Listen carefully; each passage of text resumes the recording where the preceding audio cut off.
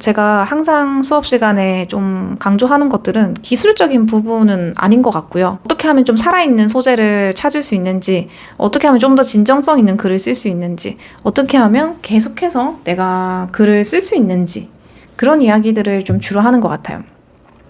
그래서 거기에서 가장 필요한 것이 저는 관찰이라고 생각합니다. 그래서 관찰에 대한 이야기는 웬만한 수업에서는 다 이야기를 하는 것 같아요. 정말 짧은 특강에서조차 제가 관찰에 대한 이야기는 하는 것 같아요.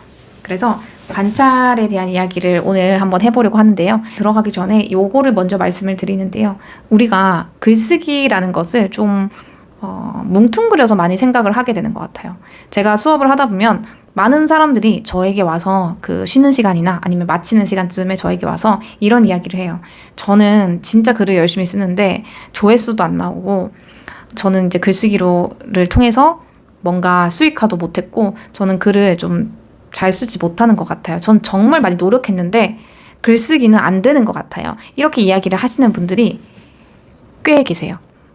그래서 그분의 말은 즉슨 나는 열심히 노력했지만 글쓰기가 나를 외면했다. 그런 느낌으로 이야기를 해주시는데 그때마다 제가 이런 이야기를 해드려요.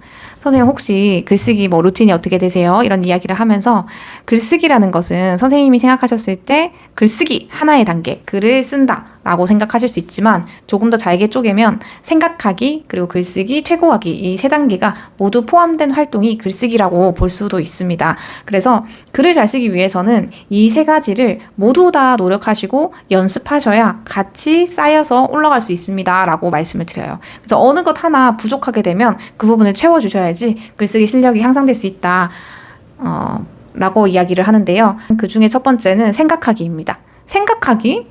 아니 글을 쓸 때 어차피 생각을 하는데 맞죠? 글을 쓸 때 생각을 하는 건 맞는 이야기입니다. 왜 생각하기를 별도로 이거를 내가 채워야 되는 부분이야? 라고 생각하실 수 있는데요.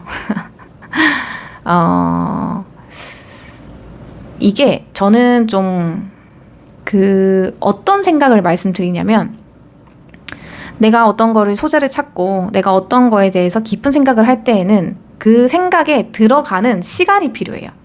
그래서 좀 멍하게 요거 그 다음 장표에 말씀드릴 건데 내가 아이디어를 찾기 위해서 그것만 할 수 있는 그런 시간이 따로 필요하다라고 믿어요.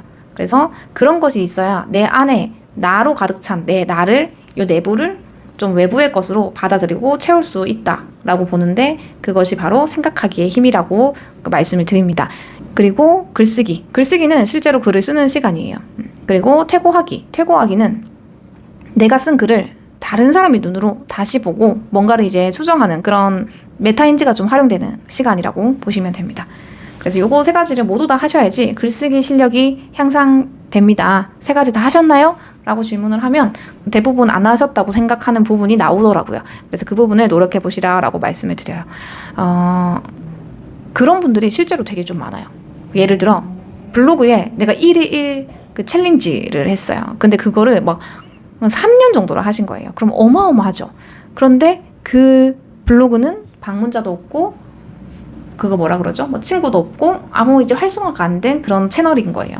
그래서 보면은 어떤 생각을 좀 덜 했거나 아니면 퇴고를 덜 했거나 그런 과정이 있을 수 있다는 거죠. 물론 책을 집필하는 것과 온라인을 조금 더 채널을 활성화시키는 거는 좀 다를 수 있어요. 하지만 이것을 우리가 모두 다 글쓰기라는 영역에서 본다면 생각하기가 좀 그 생각 자체가 좀 다른 생각일 수는 있겠지만 어쨌든 생각을 해야 되고 어쨌든 내가 내 글을 좀 다른 사람 눈에서 보는 시간은 반드시 필요하다는 거예요. 그래서 그런 것들이 채워져야지 우리는 글을 잘 쓸 수 있어요. 근데 그 중에서 제일 안 되는 게 바로 생각하기인 것 같습니다. 우리 누구죠? 갑자기 이름이 생각이 안 나네. 다독, 다작, 다상량 글쓰기에서 필요한 거 세 가지. 옛날 중국 구양수였나요? 네, 구양수가 했던 말로 유명한 말이죠. 글쓰기에는 세 가지가 필요하다. 다작, 다독, 다상량. 이 세 가지 중에서 다상량이 생각하는 힘이다라고 볼 수 있는데 같은 맥락인 것 같아요. 그래서 우리가 생각을 할 때에는 머릿속에 뇌의 스위치를 좀 활용하는 것을 추천을 하는데요. 우리 머릿속의 뇌는요, 두 가지 모드로 작동을 한다고 해요. 왼쪽 모드는 중앙집행 모드이고 오른쪽 모드는 백일목 모드예요. 중앙집행 모드는 우리가 어떤 일을 아주 집중을 할 때 켜지는 모드인데요. 그래서 내가 아주 열심히 집중해서 일을 하거나 게임을 하거나 뭔가를 할 때, 설거지를 하거나 중앙집행 모드가 켜져요. 이때의 특징은 내가 그 일을 다 끝내기도 전에 먼저 계속 다음 플랜을 짜는 그런 특징이 있다고 해요. 예를 들어서 열심히 설거지를 하고 있다가 설거지는 이거죠. 설거지를 막 하고 있다가 다음에는 빨래하고 그 다음에는 씻고 그 다음에 커피 마셔야지 하고 스스로 이 일이 끝나기도 전에 계획을 세운다는 거죠. 그리고 두 번째 모드는 백일목 모드인데요.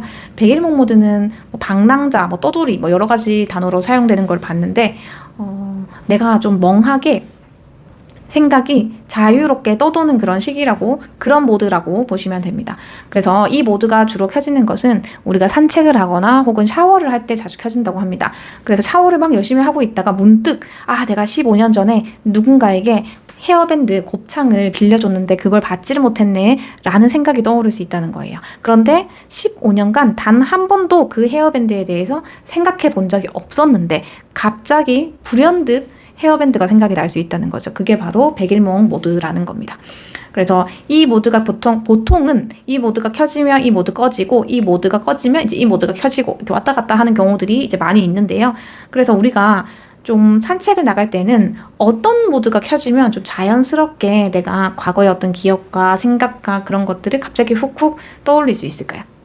아무래도 어떤 일을 아주 집중해서 하거나 뭔가 좀 업무가 많을 때는 새로운 생각, 창의로운 생각 그런 것이 생각나기 어려운 것 같아요. 그래서 백일목 모드가 켜져서 약간 남들이 봤을 때는 좀 멍하게 보이는 그 상태를 유지하는 것이 좋다는 거예요. 우리가 새로운 소재를 찾거나 글을 쓰기 위해 생각을 하실 때는요. 그래서 백일목 모드를 켜시는 걸 추천을 합니다.